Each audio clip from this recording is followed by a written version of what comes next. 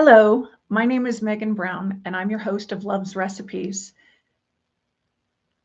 Thank you for joining me again today.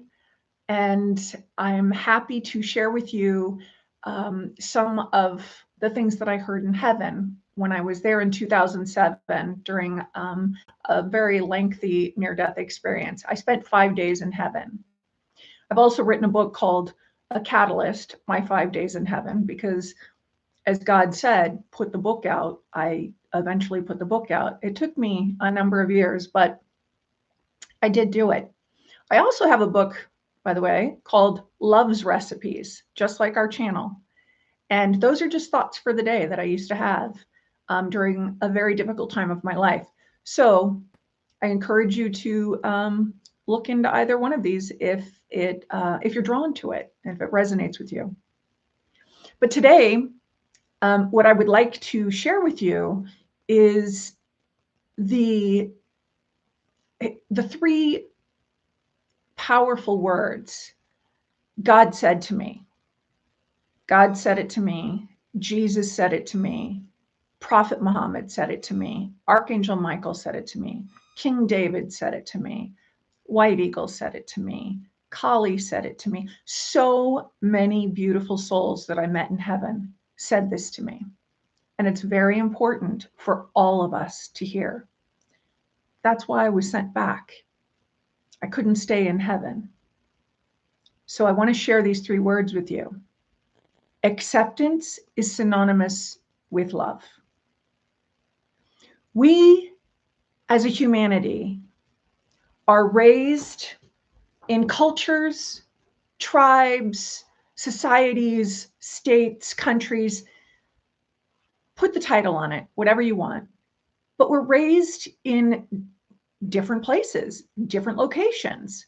We're raised with families or guardians or grandparents or friends who have different backgrounds and upbringings, as did their ancestors.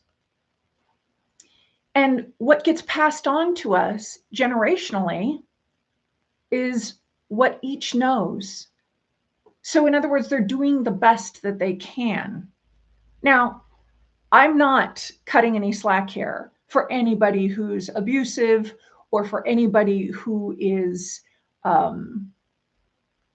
taking away the innocence of a child or the innocence of others. I personally don't have tolerance for that. However, it's happened to me. So I'm going to share with you, acceptance is synonymous with love. Okay, that's more than three words, I just realized.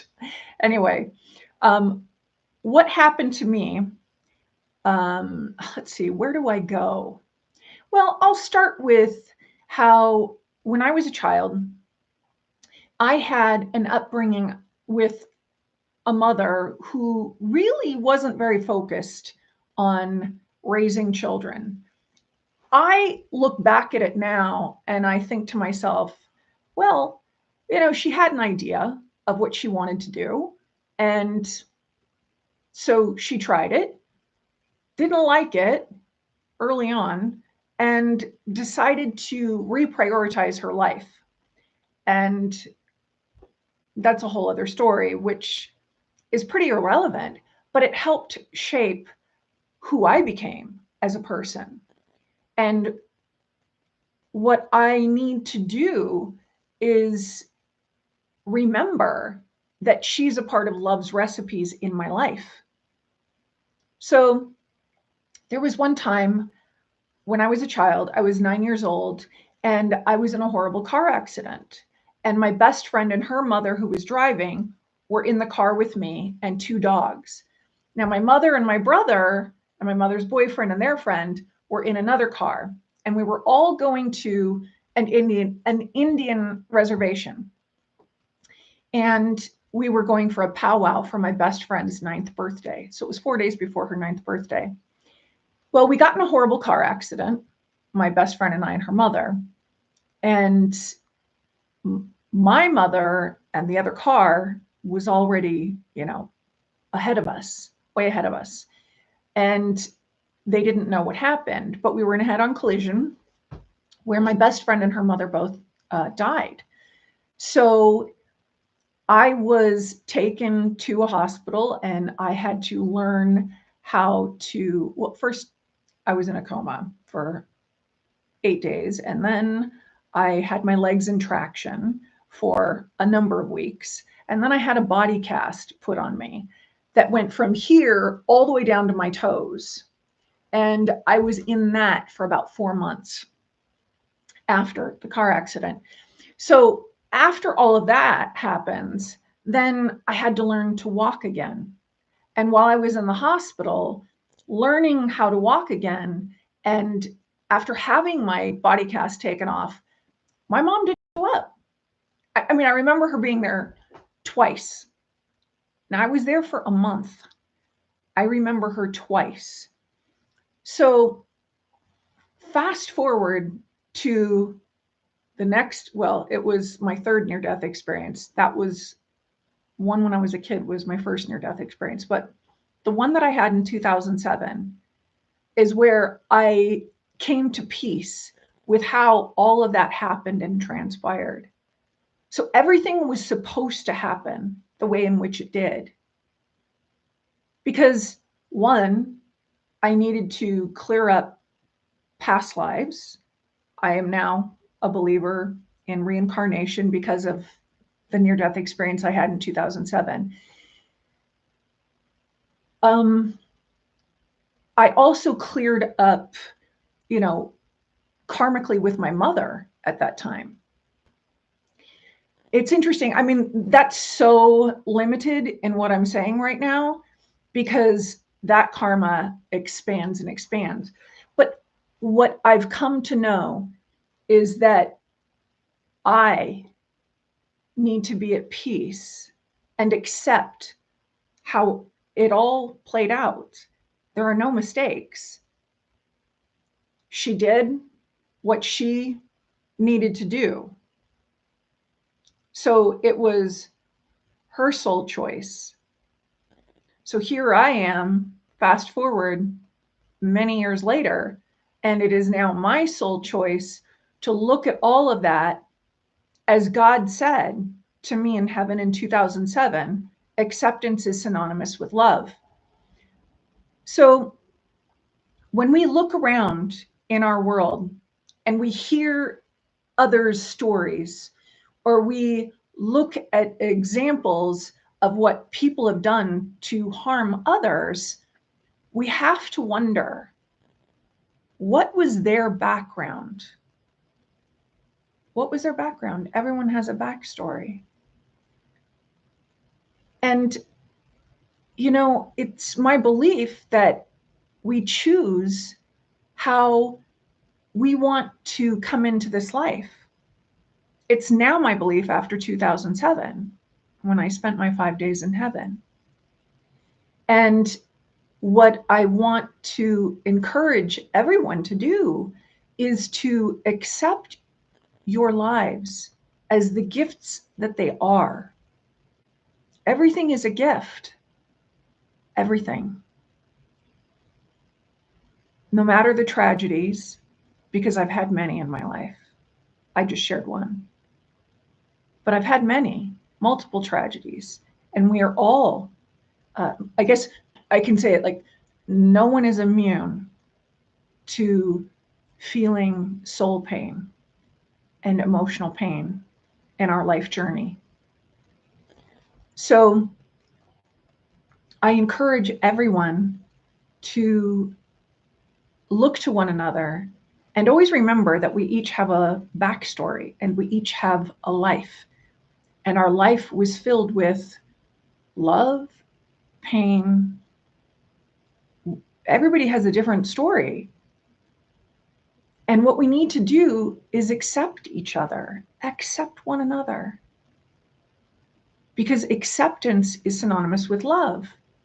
And when we can accept one another with an understanding that we each have a background that has been a part of the blueprint of what we grow into or who we become or make the choices that we wind up making, when we understand that, it is my belief that we can change how we make decisions with others so as not to leave a really rough blueprint for someone else in this life.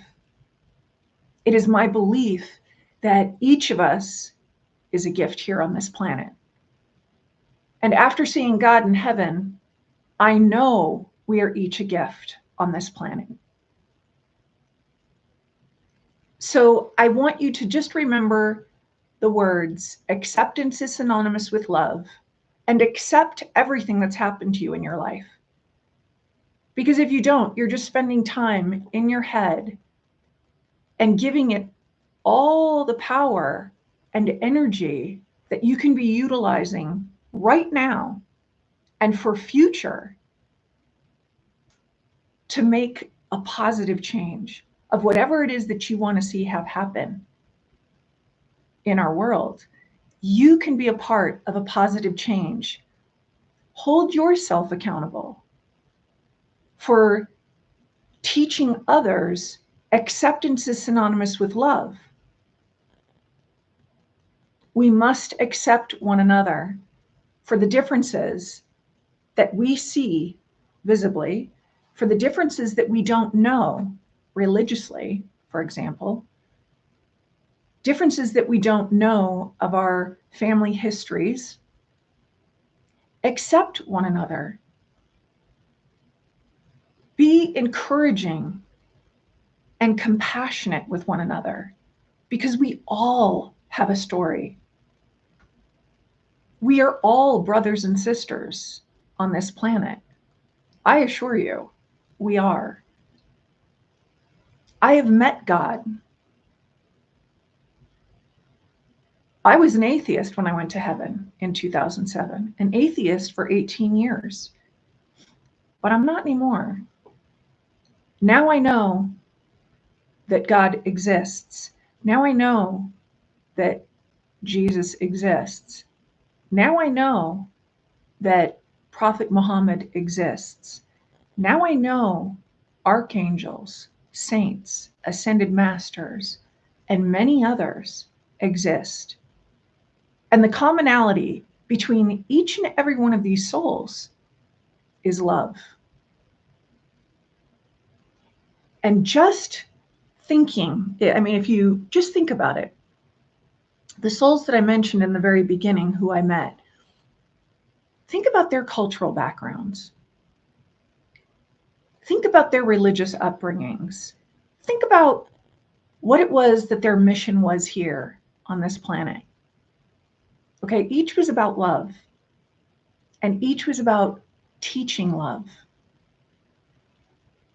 So what I want to, I guess, make a really big point about with you is not once did any of these souls who I sat with, there were 77 of us at God's table when I very first got into heaven. So 77 of us from all different walks of life in different time periods on this planet were sitting there together in love and peace and acceptance. Because acceptance is synonymous with love. Every one of them came together to greet me and to give me messages to come back to Earth with. And it's only now that I'm starting to talk about it because I feel with what's going on in our world in November of 2023, I need to be a part of doing something different rather than just go through every day doing what I'm supposed to do. I need to share what I know to be true from my near-death experience in 2007. And I assure you that acceptance is synonymous with love. And that as a soul, when we're born on this planet, It is our innate desire to be love. We want to be love. We are taught to hate. We are taught prejudice. We are taught discrimination. We are taught awful things. Those are all learned behaviors. Let us now look to one another and have conversations, communicate what it is that we want to see happen for our futures, our children's futures, and future generations, and how to be an example now to make sure that everything gets written down and put into place. Laws, love's laws. How will love's laws take course? How will they impact everyone in the positive way that they are supposed to impact? Love is supposed to impact each of us in a positive way. Love is forever healing. So we have the obligation as a soul on this planet to wake up at some point when we know better, we can do better if we're not doing better already. And when we wake up, let's be really kind to one another and encourage one another to share where we can, when we can, about love and how it can change for everyone, how it can help change and bring the betterment of humanity for everyone to feel. Everyone deserves love. Everyone. But like I shared at the beginning of this Love's Recipe, the words that God and many others in heaven said to me were, acceptance is synonymous with love. Let's go forward with those words and include them in our everyday life. How will we accept others? How will we accept that change needs to happen in order to have love for everyone? Let's all think about it. Let's all come to a table of sorts where we have intelligent conversations and really come to an understanding that brings in love as the forefront of our lives, and that we fight for love for everyone. Let everyone choose how they want to celebrate love with God, with Allah, with Jesus, with Krishna, with Mahatma Gandhi, with Goddess, with Archangel Michael, with Archangel Uriel. Let them decide. There's no wrong way to celebrate love. What we need to understand as a humanity is we are given choices. We are given that magical, incredible mind to choose how we want to think. And for anyone who has chosen a certain lane, okay, think of it as a freeway or a roadway. I mean, what lane are you in? Okay, choose your lane. That's it. That's great. Stay in your lane then. But don't divide others who don't believe what you believe. That's not okay. That's not okay. Rethink how you make your decisions and choices every day using that little phrase, acceptance is synonymous with love, because it is. I assure you, I learned it in heaven.